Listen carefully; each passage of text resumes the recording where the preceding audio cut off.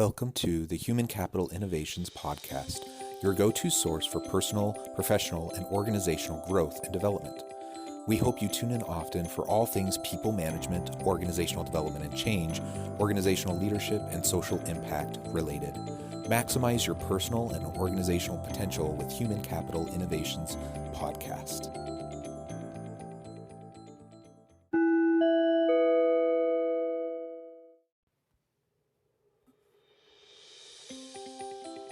Welcome to the Human Capital Innovations Podcast. In this HCI podcast episode, I talk with Alan Bubich about how to build an employee referral machine that attracts top talent.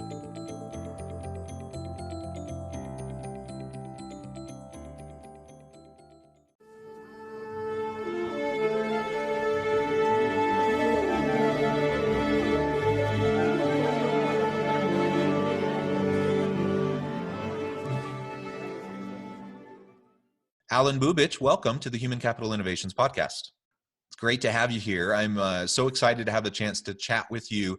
And it was fun talking in the pre-interview, just as we were talking shop a little bit, getting to know you a little bit more. And I'm really looking forward to having the chance to have a great discussion with you today. Today, we're going to be talking about building an employee referral machine to attract top talent, specifically looking at the power of recognition of our employees, how to incentivize and motivate employees, and doing all of that through social media. And I know that's really your background, your core expertise area, and I think you'll be able to add a lot of insight and value to the listeners who largely aren't social media experts. They're organizational leaders, HR people, trying to figure out how to do their jobs more effectively. So I think the angle that you will come at this from will be very, very helpful. As we get started, I just wanted to share Alan's bio with everybody. Alan is the founder of Social Horsepower. With over 10 years of working in the social media marketing industry, he is highly skilled in search engine optimization, Oracle database, PHP, MVC, and Scrum. And I don't even know what all those things are, but that sounds really interesting. Alan and his team have saved customers like Accenture, Highmark, Lenovo, Mitsubishi, Samsung, and more. His various successful social media projects have sent a combined 25 million plus posts to Facebook, Twitter, and LinkedIn. Very, very interesting, great background. It looks like your company is doing some great things. So thank you so much for joining me today. And I look forward to this great discussion. As we get started and before we really launch into the conversation, anything else you would like to share by way of personal background, personal context, to help our listeners understand a little bit more about you? Yeah, no, I mean, thank you for that warm welcome, Jonathan. Obviously, really appreciate the opportunity to be on the show and chat with you and learn more about HR. So, as you've mentioned, my background is in social media, and not only do I own Social Horsepower, which is an employee advocacy tool, but I also happen to be the founder at City Blast, where we've helped over 3,000 real estate agents and mortgage professionals manage their Facebook, Twitter, and LinkedIn. So, in terms of having an understanding of how social media works at the most granular level, I've been doing this for a long time, over a decade. And as you mentioned, we've served Accenture, Highmark, Lenovo, Mitsubishi, Rheem, Samsung. We've had a lot of high profile clients, and we've had clients all the way down to, mom and pop shop real estate agent, one person with a tile kind of hung out in front of their main street store. So we've really run the whole gambit and had a lot of opportunity from a grassroots level and like a front row to see how social media works. So full disclosure, I'm not a human resource expert, but definitely that's where I'm going to lean on you in today's conversation to learn more about that side of the business. Excellent. And like I said, I'm not a social media expert, so I think we're a good complementary pair here as we try to explore this together. And I really love the idea and just the way you frame your business and this HR aspect of your business in terms of building an employee referral machine and leveraging social media to do that. So why don't we start there? And if you could tell me a little bit more about what you mean by that, and then we can start to dissect it and dive in a little bit more specifically. Yeah, it's a great segue. So we've been having quite a few clients who've been coming to us to help them build their referral process. And we've learned a lot about that. And even as you know, I'm a software developer by trade. So um, learning about how important human capital is to your business was pretty eye-opening for me, especially someone who deals with ones and zeros, which is what I do. So having to go and completely turn around to, you know, these soft um, skills was a massive change for me and a big eye-opener. And I didn't realize how important employees are to your company. And I think the real, you know, aha moment for me as a software developer was, and it's probably going to sound like a silly story, but I went to Red Lobster and had a really terrible experience. And I'm like, I'm never going back. And afterwards, I was thinking about it, and I'm like, well, the food was exactly the same. Nothing changed with the food. The meal, in fact, was quite good. And I'm like, well, why would I never go back to Red Lobster? And that was my eureka moment. The eureka moment was the experience with the waiter was horrible. And, you know, that's when we started digging into employer branding. And what I found, and I'm sure you probably know this better than I do, the conversations and the experiences that you have with the employees of that company is the brand. That's actually how you feel and think about that particular brand, unless you're all the way down the line at a consumer commodity. But for the most part, if you're in a B2B or in a B2C with a higher price ticket, the way that the employees treat you and the way you treat the employees in those interactions is how you feel about the company. So I know that probably sounds silly, but that was my eureka moment in realizing what the employees actually do mean to your bottom line, from top to bottom. So I don't know if you've ever had a similar experience, but that was my aha moment. And then, you know, as a follow-up to that, um, we started using our tool, which we've been traditionally using for sales processes. We had a lot more of our customers who are like, hey, we understand that we're using this on the sales side, but we're trying to fill roles. We're trying to get those roles filled faster. We're trying to get those roles filled by people who look like the employees that we already have. And we ended up, you know, working with a bunch of our customers to come up with a system to attract and refer top talent. And it's pretty straightforward 3-step process. The first one starting with, you know, my Red Lobster story, which is just recognizing the power of your employees, and understanding what they mean to your business. The second one is incentivizing and motivating those people to do something. And the third one is leveraging social media. And I'll touch on that third one, and I'm sure we're going to come back. But again, my 2 eureka moments, one is leveraging the social media, and 2 is understanding that this is even important. But, you know, I think about my father's generation. My father worked for General Motors for 35, 40 plus years. And then I think about our generation, Jonathan, the probability that someone, or even think about millennials, that they're going to spend 40 years in the same job, and the concept of job loyalty, that stuff's out the window. Like, that just doesn't exist anymore. And leveraging social media to attract these folks, help explain to millennials or anyone else in, you know, in that either side of that borderline, what your company offers them is going to be a game changer. It's going to differentiate who you are as a company. It's going to help you with your hiring process, and it's going to reduce hiring friction. So I have to say, right from the get-go, I know you frame yourself as a social media guy who doesn't know anything about HR, but you were just talking HR pretty well right there. You did a good job describing why it's so important, why we really right? need to make sure that we're understanding the value of our people.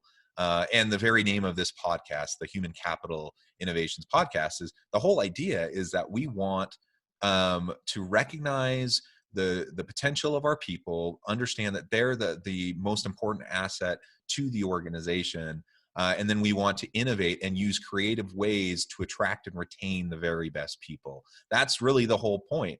And that's what you were just describing in slightly different words, but ultimately you were saying the same thing, that it is the employees that are the customer face of the organization. So when you had that bad experience at Red Lobster, it didn't even matter what their product or service was, right?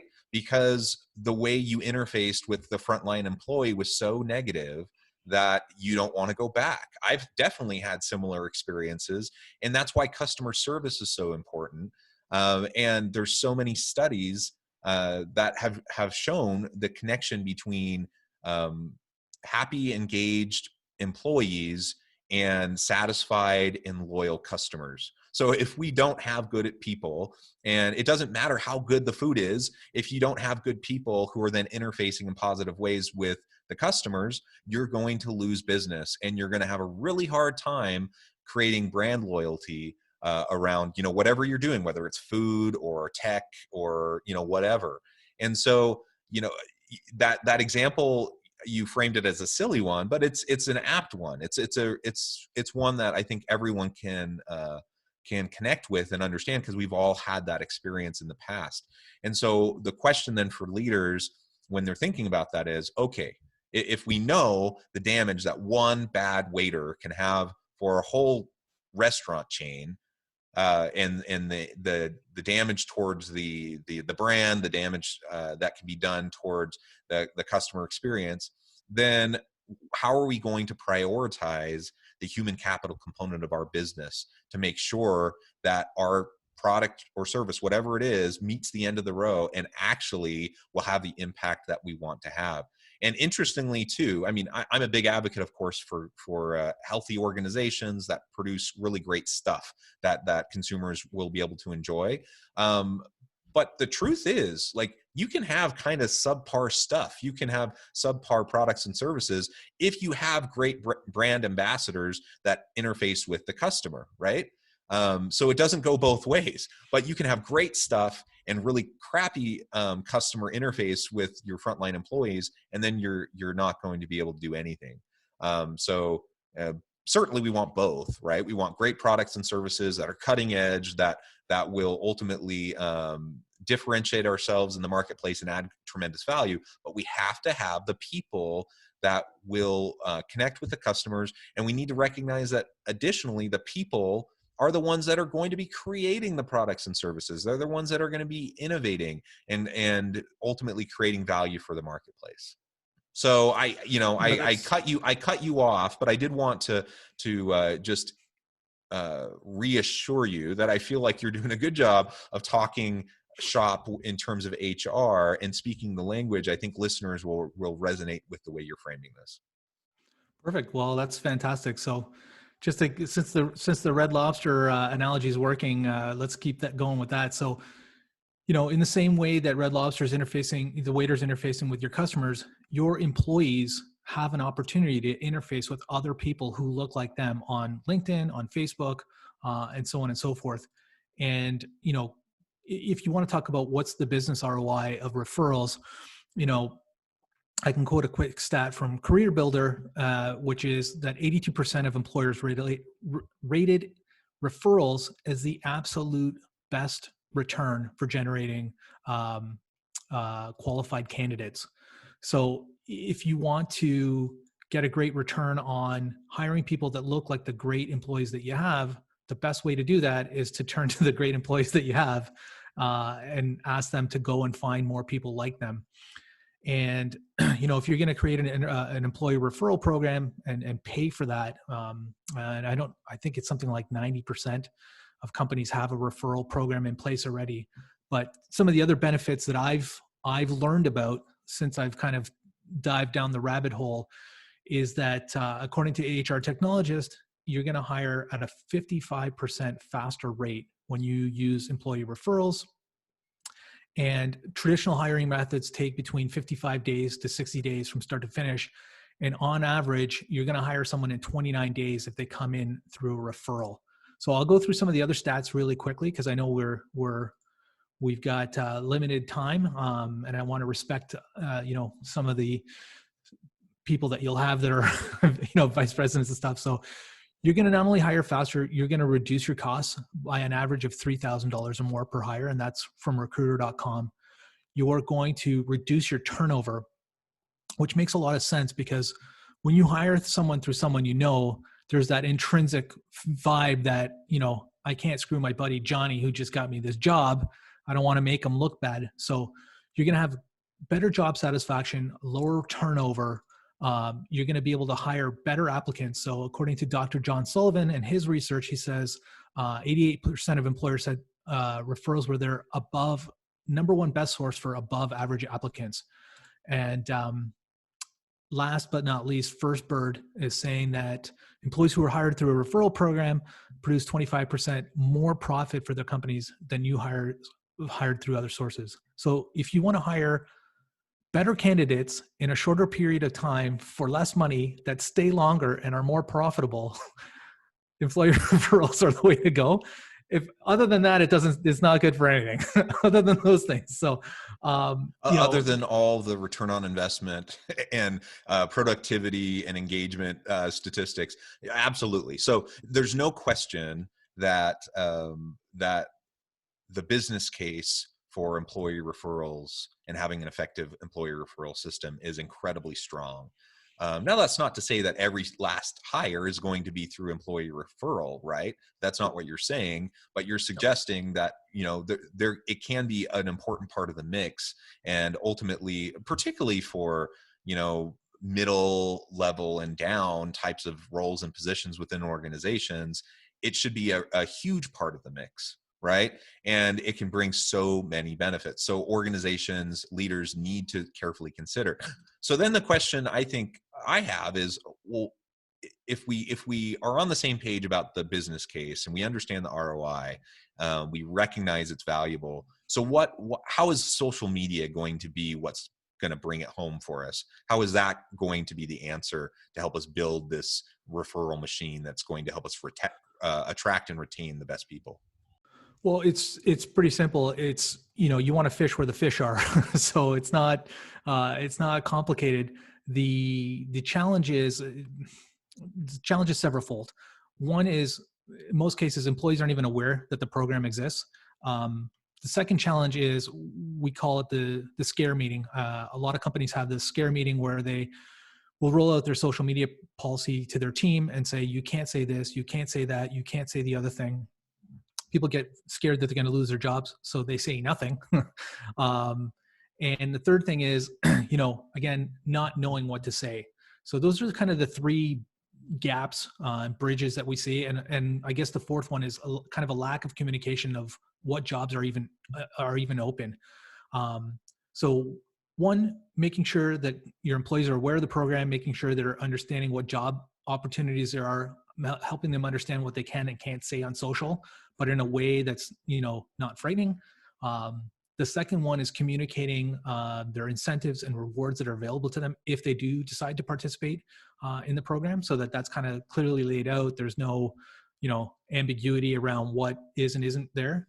And then for me, my last key concept is just proving how easy it is to do it and profit from it from an employee level. And I don't mean, when I say profit, I don't just mean the actual dollars and cents, because there's a massive correlation between not only the person who's being referred as being, a brand ambassador and becoming a better part of the company culture, but the person who does the referring. Actually, there's all kinds of studies that prove that the person who did the referral actually ends up kind of, for lack of a better word, drinking the company Kool-Aid. I apologize for using that because that sounds derogatory, but it's not supposed to be. But by virtue, it's kind of like gift giving. Well, you mean they're buying in. They buy into the mission and the purpose, right? Yeah, sorry. So it's kind of like gift giving. The person who gives the gift actually feels better about it than the person receiving it. So so profiting as a company and getting people to buy into the company culture, it's a nice two-way street. And having that ability to communicate that to your team and making it easy to do, those are the keys to being successful at doing this on social media, in my opinion. So walk me through real quick, and for the listeners, walk us through kind of the logistics of what this could look like. So, if we wanted to use your organization to help us with the social media campaign that will help us to create this employee referral machine, what does that look like? Yeah. So, and again, they don't have to use our tool. You can certainly do this manually, and we're not the only trick in town. So we happen to be the best one. But basically, in my opinion, what ends up happening is there's two real keys to social media success, irrespective of what your actual social media goal is. And those two things are time and consistency. And what ends up happening is, and we preach this at City Blast to our 3,000 real estate members, because we're an outsourced social media product for them. They say, well, why don't I do it myself? Well, you don't do it yourself because it sounds like a great idea today, but 9 months from now, you're going to forget to post and you're not posting consistently. And so what we see with companies is they say, we're going to start an employee referral program. And the first 3 weeks of the ERP are amazing, right? Everyone's holding hands, everyone's singing Kumbaya, everybody's sharing the social. But the problem is, it's not a core competency and it's not a core KPI of their job. They don't get paid more if they post more frequently about, employer branding, about job openings. So there's no success metric around their job. So of course it's going to fall off the radar for them because it's just not a key component of their job. So in my humble opinion, yeah, you can do this manually. It can be done with certain organizations, smaller organizations, but I think it's really tough to get time and consistency. So my suggestion always in this circumstance is to leverage a tool. You know what I mean? You can do a spreadsheet by hand, but everyone on this call is on Excel or Google Sheets. So that's kind of what we do. We help put someone who's accountable for the long-term consistent success of your ERP solution and your employer branding program. We allow you to gather the content and the job openings that you currently have, centralize that, and then our system allows you to stage that content on behalf of your employees consistently over time. So of course, like I said, there's other tools in the market that do it. I think we've got a unique scenario in that we let you stage that content on behalf of the employees, which I think is the most powerful aspect of it. But again, by having a tool, you can help to share this across everyone's Facebook, Twitter, and LinkedIn. And again, what a tool that lets you do is, like ours, is centralize the statistical reporting. So now you can see what content that I've put out in terms of employer branding was the most successful. Do people want to know about our after work activities? Do people want to know about our charitable foundation and the kind of charitable works that we're doing? What kind of information do future prospects who are considering our company? You can look at the content that you've produced that's been shared across these channels by your employees and see what's attracting the most applicants. And we've got a full 360 integration with Workday, eRecruiter, Greenhouse. So not only can you see what content is producing the most results, but you can see which employees are driving the most applicants through a system like ours. So having the ability to systematize this, I think, is probably the key factor to long-term success with employee referrals.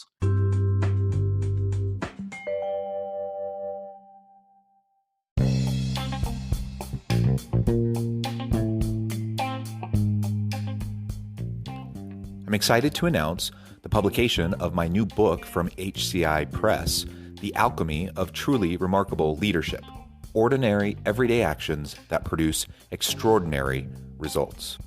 Consider how the nature of work has shifted over the past 50 years. With increased globalization, rapid technological advancement, and the shift in economic composition, the average job of today looks very different than the average job of 50 years ago. What will the jobs and organizations of tomorrow look like?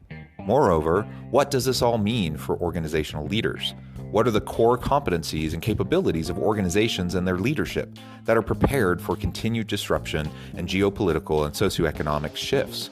Regardless of what the future holds, increasingly, leaders need to be socially minded, data-driven, decisive, champions of talent, and disruptors of the traditional notions of leadership, teams, organizations, and work. The Alchemy of Truly Remarkable Leadership will help you to explore your own leadership competencies and capabilities and consider ways to apply and implement them into your workplace and personal life.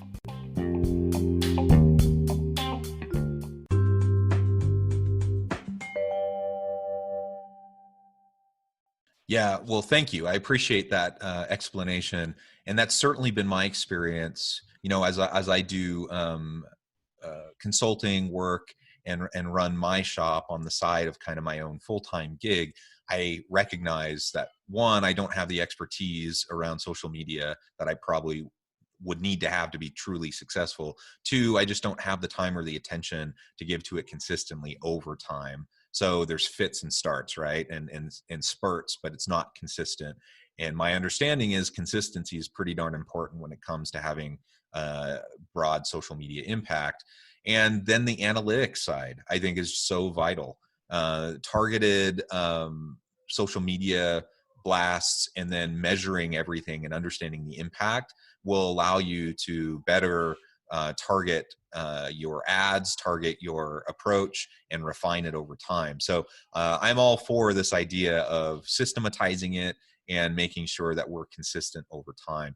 And like you were saying, throughout the conversation today, recognizing the value of employee referrals to the health and the success of your organization is super important. And because not only does it bring in people that know somebody who can kind of be their social support within the organization as a new employee, it reinforces the commitment of the employee making the referral to the organization, and it signals to everyone in the organization that you value your people, and there's going to be opportunities both for them to move in and up within the organization, but also for people that they care about, their friends, their family, to do the same. It's really a win-win-win kind of a scenario if we can leverage it correctly.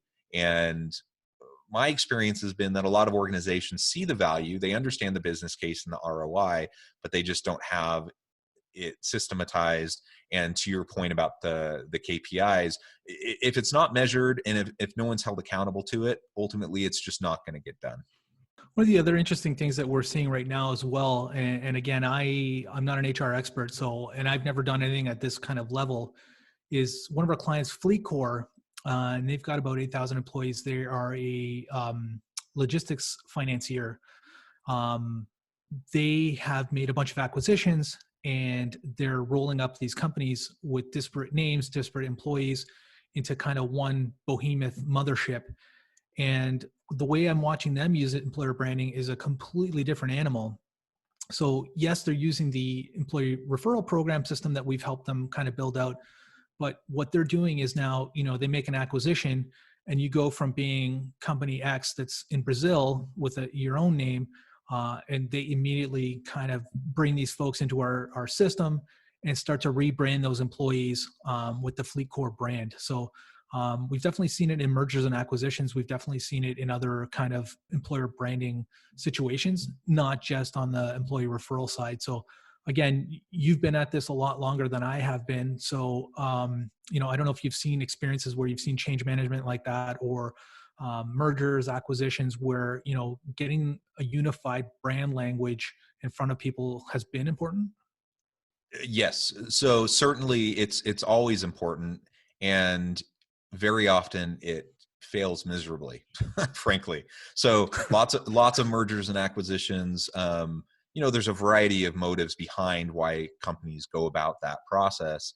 But ultimately, at the end of the day, if your intention is to acquire or merge with another organization and not just take their client base, not just take some of their intellectual capital, but like really utilize their people as well. If that's the intention, then you have to create some sort of a cohesive employee brand and experience, and you have to help existing people to connect with and buy into the parent company's culture and mission and new ways of doing things, because policies and practices are going to shift now that you have different owners.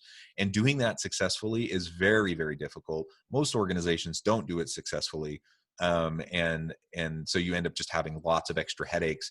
And unfortunately, what often happens is you have a merger or an acquisition occur, and then you just have massive exodus of people within those organizations that for whatever reason, they end up not wanting to stick it out with the new ownership. They don't buy into the mission or the values of the parent organization. There's a whole huge variety of reasons why people might leave. But if your goal is to acquire an organization and their talent, and then you have a huge proportion of that talent end up leaving, then you're not accomplishing what you had hoped to accomplish. So organizations definitely need to be thoughtful about that. Let me ask you this question, since you're the expert and I'm the good looks on this call. I know that we're seeing an uptick. We've seen a 2,700% uptick on engagement and production of LinkedIn content. So as we all know, everyone's on lockdown. The world is, sales conferences, webinars, belly to belly sales, all that stuff's been moved to LinkedIn, and the traffic numbers back that. So from our experience, we're seeing a ton of traction on sales teams coming to us for help. How important has social media become to the HR process? Because that's kind of opaque to me. Obviously, I know the sales world intimately. I know the social media world. Is this on the radar for HR teams? Is this becoming more important? Because I know even as short as 5 years ago, maybe it wasn't there yet. Has that changed? What's your perception on that? Yeah, good question. And it is changing. And it really depends on the organization, the industry, and the sophistication, I think, of the HR function within a particular organization. Certainly, the field of HR and HR in practice, kind of on the cutting edge, is absolutely going to be utilizing everything that we're talking about. And they're going to definitely understand and recognize the need to utilize social media to support their functions and the analytics side. So as we project into the future another 5 years and just look at the future of work and technological disruption, how that's impacting a whole variety of industries and jobs and professions, certainly within HR, we're seeing that. So, I don't want to speak in too broad of brush strokes or overgeneralizations, but there's a lot of people in HR functions that may be a little bit behind the eight ball in terms of adoption of technology, utilization, these new tools, and figuring out how to help them really help their business. But as a general field, as a general a functional area within organizations, and particularly the more sophisticated HR leaders are utilizing this and understand the importance of it. Would these HR leaders, would they be liaisoning with their social media team on a product like this or a project like this, where they're saying, hey, we want to make employer branding and we want to, make employee referrals and gathering applicants via social media. We want to make that a priority. Is that something they would be working on their own? Is that something they would be working on in conjunction with their social media teams?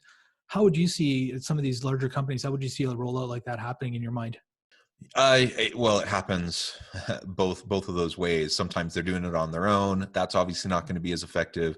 Sometimes, they're really not doing much of anything structured, but they're encouraging, hiring managers in various departments or functional areas across the organization to share things and post on social media when there's job openings and such. Now, the best approach is going to be when there's a well-coordinated system in place that can be utilized consistently to make sure that the message is getting out. And I think the best organizations are doing that. So you have the HR people interfacing with the social media marketing people, interfacing with individual hiring managers and managerial leads in different functional areas of the organization to make sure that this is happening in a cohesive manner. Yeah, it's funny because the analogy I always use when I'm chatting with folks is the town hall meeting where you say, hey everybody, someone's been leaving their dishes in the sink. Can we all make sure that we're putting our dishes in the dishwasher? P.S. by the way, pretty please, can you share this executive job opening that we have to your social media team? And one of the things I can always guarantee you is every town hall meeting, you're going to be having those two conversations. One is clean out the fridge, and two is, can you please share on my behalf? So we've even chatted with folks who are like, we send out an email, we send it around an email asking people to share. And, any system, any project, anything that you're working on, that's going to fall down when it's not a system. And when everybody's responsible, no one's accountable. I'm sure we've all heard that saying before. And that's kind of another challenge with social media, because the social media promise is that it's about people.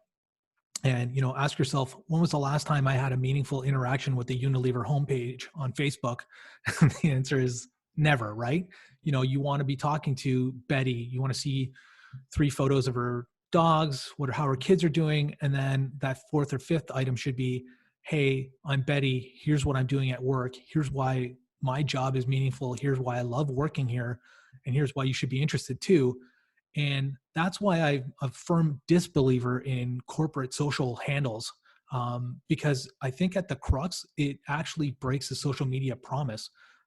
Social media is about people, not about brands. And that's why you're always hearing about these struggles that brands have in growing their presence on social and so on and so forth. Is because I don't care what the Coca-Cola Twitter handle has to say. It's not a person. I know it's a group of marketing people behind this curtain. So, I mean, obviously there's exceptions and there are exceptionally well done social media campaigns, but I'm just talking about at the basic premise. And so not only is social media about people, but like I said, just to kind of tie it back to what we talked earlier today, your company is about people. And again, having that, for me, a software developer eureka moment where I'm like, oh, this is about people. These are not ones or zeros, but the eureka moment being social media is about people, companies are about people. If your company is not engaging in looking for people on social media, you're losing out to companies who are doing it. Yeah, yeah. Well said. Amen. Well, Alan, it has been a real pleasure talking with you today. The time has flown by, and I want to be respectful of your time. I know you're busy and need to go on to other things. So we're going to wrap up. But before we close, I wanted to give you a chance to share with listeners a little bit more about how they can connect with you, with your organization, and anything else you would like to share in giving the last word. Yeah, well, I mean, again, like as a special thank you for having me on the program. I wanted to offer all of your listeners an opportunity to try a program like ours, a platform like ours, out for free for 30 days, which is something we typically don't do. So we created a special promo code for your listeners, HCI30, that allow you to try out our system for free. No credit cards, no strings attached, to see what it might look like to roll out an enterprise level ERP solution to your team in a kind of organized, systemic way that's going to help you succeed. And the way you can kind of take advantage of that is either plug that promo code into our sign up flow, or if you want, you can reach out directly to our support team, which is info@socialhp.com. Again, info@socialhp.com. You can jump on our chat. We're here, we're kind of standing by, ready to help you see if this is a great fit for you. Yeah, in terms of me being a resource, feel free to check me out on LinkedIn. It's linkedin.com/abubich, BUBICH. And happy to answer any questions you might have, and talk a little bit deeper about some of the success our clients have had by turning this into a system, and answer any other questions you might have that I can hopefully be of assistance with, whether that's SEO, whether that's social media marketing, full gambit. I've been doing digital marketing, like I said, for going on a decade plus, and happy to be a resource for anyone who needs help. Excellent. Well, thank you, Alan. It's been a real pleasure talking with you. I encourage listeners to reach out, get connected with Alan, find out more about what he and his organization can do for you, and check out the free offer, see if that might be a tool that would be useful to your organization. As always, thank you for joining us. I hope you can stay healthy and safe. I hope you can find meaning and purpose at work each and every day, and I hope you all have a great week.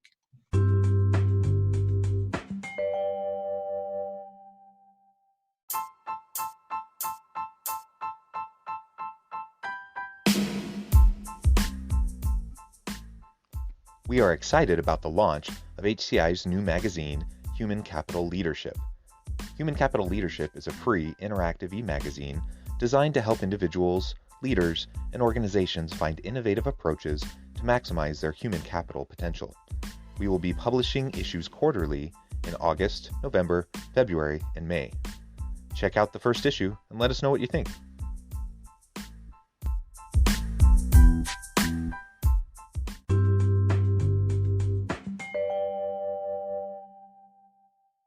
Thanks again for joining us for this episode of the Human Capital Innovations Podcast. I hope you stay healthy and safe and that you have a great week.